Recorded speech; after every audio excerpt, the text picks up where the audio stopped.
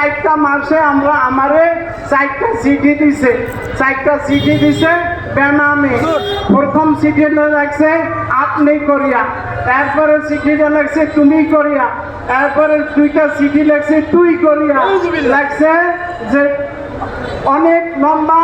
তো আপনারা সংক্ষেপে যে কথা মনে আছে ওই কথা বলি। 1 নম্বরে লাগছে, আপনারা সবাই টার্গেটে আছেন, ইমাম সাহেবেরা খতিব আইম্মা ওলামা ঘুমাইয়েন না। আমি বুড়া মানুষ, আমাকে এইভাবে টার্গেট করছে।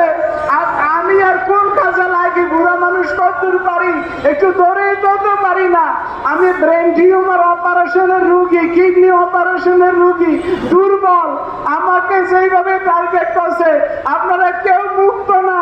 আপনারা খেয়াল করেন, লাগছে যে 1 নম্বরে দাবি না, এটা আদেশ করছে তুই এবং আমার কমিটির সেক্রেটারি কেশিয়ার সহ সবের লেখছে যে তোরা ওই তোর খতিবেরে বললে দে, এবং আমাকে লেখছে খতিব তুই।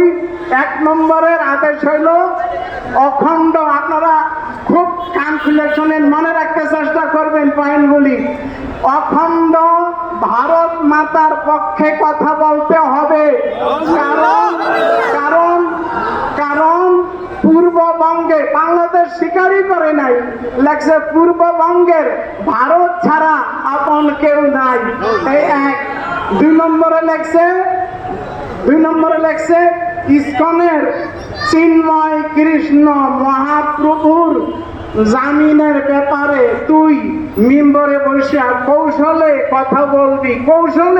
কৌশলে এক পক্ষে আমার কথা কইতে হইবে, আবার আদেশ করছে কৌশলে কথা বলবি, এবং বলবি তাকে আটকে রাখা ঠিক হচ্ছে না, এইভাবে তুই কথা বলবি।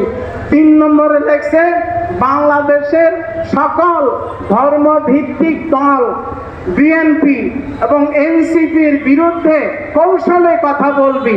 আরো লেখছে এনসিপি পূর্ববঙ্গের সবচেয়ে বড় শত্রু, আর ধর্মভিত্তিক দলগুলির বিরুদ্ধে কথা বলবি। 3। 4 নম্বরে লেখছে মুসলমান মেয়েরা হিন্দু ছেলেদের সাথে প্রেম করতে কোনো বাধা নাই।